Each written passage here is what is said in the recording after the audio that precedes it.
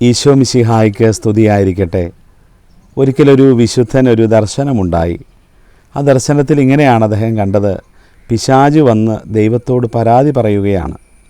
പരാതിയുടെ വിഷയം ഇതാണ്: ദൈവമേ, നിന്നെ ഒരിക്കൽ മാത്രം തള്ളിപ്പറയുകയും അവഹേളിക്കുകയും നിൻ്റെ തിരുമുമ്പിൽ അഹങ്കരിക്കുകയും ചെയ്ത നീ എന്നെ എന്നേക്കുമായിട്ട് തള്ളിക്കളഞ്ഞു. ഇന്ന് വരെ ഞാൻ ഈ നരകത്തിൽ നിന്ന് കയറിയിട്ടില്ല. എന്നാൽ നിന്നെ പല പ്രാവശ്യം തള്ളിപ്പറയുകയും ഉപേക്ഷിക്കുകയും ചെയ്തവരെ എല്ലാം നീ രക്ഷിച്ചു. അപ്പോൾ ദൈവം പിശാചിനോട് ഇങ്ങനെയാണ് മറുപടി പറയുന്നത്: അതിന് നീ ഒരിക്കൽ പോലും നീ എന്നോട് മാപ്പ് അപേക്ഷിച്ചില്ലല്ലോ. നമ്മുടെ കാരണവന്മാർ ഇങ്ങനെ പറയാറുണ്ടല്ലോ: പിശാച് ഒരിക്കലും ഞാൻ പിഴയാളി ചൊല്ലില്ല. പാപം ചെയ്തു വീണുപോയി എന്നതൊന്നും അല്ല, മറിച്ച് അനുതപിച്ചോ മാപ്പ് ചോദിച്ചോ എന്നതാണ് ദൈവകരുണ സ്വീകരിക്കുവാനുള്ള ഏറ്റവും വലിയ മാനദണ്ഡം. അത് സാത്താനില്ല എന്നതാണ് അവൻ്റെ ഏറ്റവും വലിയ കുഴപ്പം.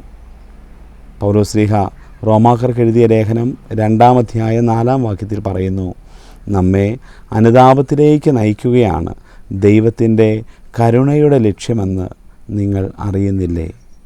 ആമേൻ.